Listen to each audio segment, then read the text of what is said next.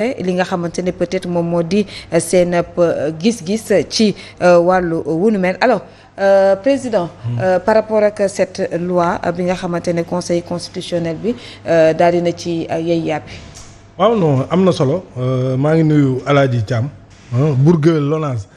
xaw ma sa jàng yi sugeer xamatuma ban date la envoyé ma ko wala dafa passé mu ngi may woo mais mënu ma la jël quoi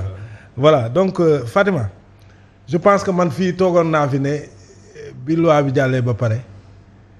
comme opposition bi annoncé nañ ne dañuy def recours que ñu def recours pour que le conseil constitutionnel quand même puisse trancher parce que aussi ku nekk ak sa position en fonction peut-être de tes intérêts du moment loolu lañ gisoon un parti au pouvoir bi nga xam ne Amadou Ba moom mi nga xam ne moom moo defaroon proposition de loi interprétative bi gisoon nañ ne peut-être il a pris le soin de prendre l'aval du président de la République mu ne ko woon gisu ci benn inconvénient donc il avait moom en tant que pouvoir législatif amoon na l'onction aussi du pouvoir exécutif par le biais du président qui indirectement aussi bëggoon peut-être joxoon na en tout cas bopp li nga xam ne moom mooy loi interprétative bi face à une opposition bi nga xam ne jàppoon nañ ne li ñuy def aussi teguwul ci yoon parce que ñu bëri waxoon nañ ne cette loi n'est plus une loi interprétative mais c'était une nouvelle loi par son approche et surtout par le fait que l'initiateur même de la loi moom moo dem ba ci biir indiwaat ay modifications waaw amandé boppam donc yooyu yëpp nekkoon ay mbir yoo xam ne pour peut-être le Sénégalais lambda bi nga xam ne moom c'est un profane de la justice les gens parlaient moom voilà il avait du mal à se situer moo tax quand le recours a été introduit man ma jàppoon ne loolu lu baax la je l'avais souhaité même avant le recours parce que aussi li ma gëm mooy Sénégal justice rek je le dis souvent justice rek moo mën a équilibrer lépp parce que justice rek moom moo amul fenn fu mu far wala boog amul fenn fu mu war a far parce que boo jëlee ñi incarner exécutif bi am na fu ñu far ils ont des intérêts législatif bi aussi souvent ñi koy incarner day am benn majorité boo xam ne aussi c'est en fonction de ses intérêts lay apprécier les questions donc il y a que la justice dans ce schéma-là bi nga xam ne moom farul fenn elle n'obéit qu'à la loi et je pense que aujourd'hui encore le conseil constitutionnel jëlaat na décision boo xam ne peut-être bu am solo la parce que dafa désavouer ñi nga xam ne peut-être ñoom ñoo am majorité au niveau de l'Assemblée nationale mais ñoom aussi ñoo nekk le parti au pouvoir donc loolu am na solo et c'est pas une première fois parce que je le rappelle souvent dëkk bi jaxasoo woon na à un certain moment comme ni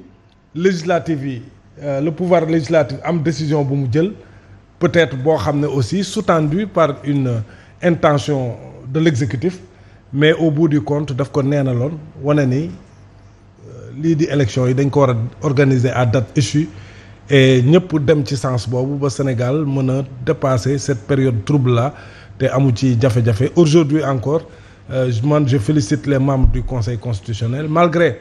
le rappel à Dieu de leur président donc ils ont su rester dans la lignée de ces décisions-là et je pense que loolu mooy démocratie il faut que dans une démocratie ku nekk def li nga war a def et je pense que bu dee loolu am na rek jàpp naa ne mën nañu bañ a yegg ci yenn paroxysme yi et loolu ki ko mën a permettre dëgg c'est la justice et aujourd'hui vraiment le Conseil constitutionnel à 2 reprises quand même yu toftaloo gis nañ ne vraiment ñu ngi am na fu ñu teg seen tànk je pense que foofu lañ leen di xaar yeneen juridiction yi aussi dañu war a dox ci sens boobu nga xam ne j'en profite sax pour wax ne ba léegi aussi le recours là au niveau de la mairie de Dakar mais yàgg na de ba léegi génnagul aussi je pense que aussi voilà c'est vrai que le temps de la justice ok mais quand même loolu tamit ñu ngi koy xaar waaw ñu ngi koy xaar parce que aussi foofu tamit y a eu beaucoup de divergences au niveau des Sénégalais justice rek moo mën a prononcer wu un verdict boo xam ne après bu ko joxee ñëpp conformé wu ci donc Fatima moi je pense que très bien. C'est une grande décision aujourd'hui de la justice parce que aussi justice moom bu demee ba dem à l'encontre de ce que veut l'exécutif rek jàpp nañ ne loolu souvent peut-être lu rare la mais lu am solo la te loolu à chaque fois que exécutif bi dem foo xam ne justice da ko war a arrêter waaw bu fekkee nag li mu jël aussi dëppoo na ak yoon même bu ñu demee ci yoon jox ko dëgg je pense que loolu bu amee rek sénégalais yi dinañ retrouver la confiance ci seen justice donc je pense que li xew nii c'est un exercice de la démocratie parce que l'Assemblée a pris une décision par rapport à une majorité requise décision bi dëppoowul ak sunu constitution dem nañ laaj cour constitutionnelle bi mu wax ne effectivement décision bii ngeen jël yéen députés yi dëppoowul ak sunu constitution à partir de ce moment là nag loi bi moom dañ koy tegaat ne c'est la loi d'amnistie qui reste encore en vigueur maintenant je sais pas maintenant fii ak jëmmi jamono est-ce que dinañ ko abroger totalement wala ñu tàntewaat leneen mais en tout cas cette loi interprétative d'Amadou Bala elle est jetée à la poubelle. Alors jetée à la poubelle Bamba gis nañ ko tey ci loolu moom mooy lu jukkee ci wàllu wi actualité bi. waaw mais avant de commencer maintenant Grande Gueule maintenant est suivi par les étrangers donc Grande Gueule est à l'international on a des Français qui nous suivent. donc yàgg des Français Maria Lopez. waaw Maria Lopez moom nu muy xamee li ñuy wax nag. Maria Lopez l'a outillé donc on te salue parce que elle m'a demandé de lui envoyer les liens je lui ai envoyé les liens donc elle nous suit depuis la France. On te fait une dédicace donc c'est Grande Gueule qui est là. Donc pour commencer toute déjà, l'équipe vous dit bonsoir. Voilà Maria. Mais Maria, comment tu vas comprendre parce que nous on parle wolof hein? En tout cas elle est en train de suivre. En tout cas elle est en train de suivre comme ça. Waaw,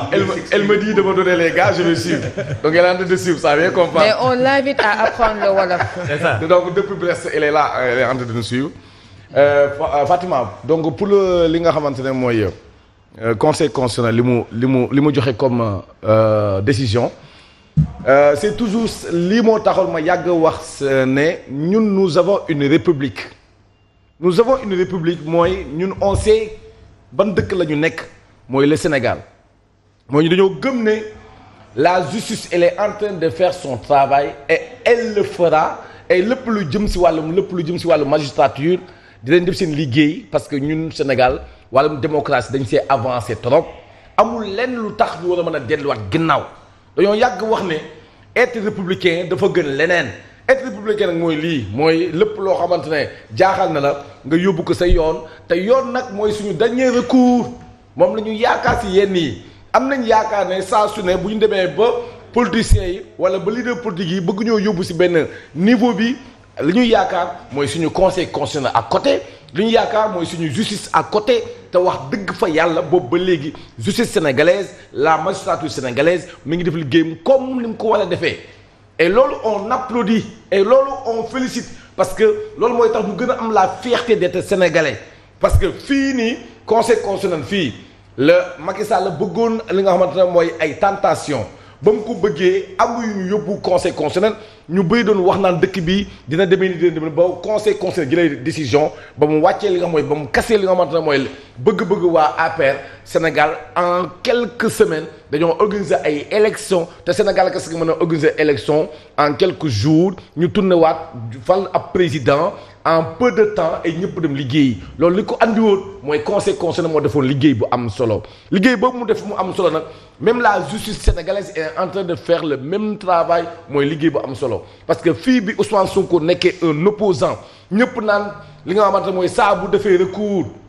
ñu bañal ko saa bu defee recours ñu bañal ko bu leen fàtte ne li nga xamante ne mooy justice dafa amoon na si ay juges yoo xamante ne on se rappelle sax loolu moo andi turu Sabassi Faye mu dem ba siw moom moo jëloon décision nañu réintégré waat Ousmane Sonko si liste électorale yi alors que tey am na ñoo xamante ne booba ba muy xew neexu leen woon am na ñoo xamante ne ñoo jàpp woon ne li nga xamante ne mooy Macky Sall dina jaay doole mais la justice est toujours là et elle est là et elle reste là et bëkki Demba Ndiaye ki nga xamante ne mooy le juge Ousmane Diagne à l'Assemblée wax na ñëpp ne leen le temps de la justice n'est pas le temps des hommes et que kenn duñu teg pression boobu mu wax da ko wax au nom de la magistrature da ko wax au nom de la justice sénégalaise parce que nii la ñuy demee mooy conseil constitutionnel tey waxal na ñëpp ne li ngeen dugal yéen député Pastef yi li ngeen dugal si li nga xam mooy wàllum loi interprétation bi loolu noonu bokkut ak àndut ak méngoowul ak suñu constitution maanaam loolu dañ koy dàq ay waxoon nañ fii Lamine Gueye ne woon tànk dañ koy tàllal mbaa ñu bank ko ab loi kenn comprendre nan lañ koy mën a interpréter soit loi bi dañ koy abroger totalement soit nga bàyyi loi bi mu jàll et conséquence loolu la xam une loi elle est abrogée totalement ou bien une loi elle est respectée totalement léegi nag partielle interprétation man waxoon naa fii ne c'est la première fois ma dégg ko mosuma ko dégg manque doo dégg et am na ñu doon jéem a toog nag doon jéem a justifier que loi interprétation ça existe waa tey conseil constitutionnel joxe na le verdict joxe na raison nee na lii nii bokkut ak méngoowul ak suñu constitution li ma si bëgg a pour daaneel mooy ñun suñu dernier yaakaar si li ñuy dund ci Sénégal suñu dernier yaakaar suñu recours mooy saa bu politicien amee seen i bëgg-bëgg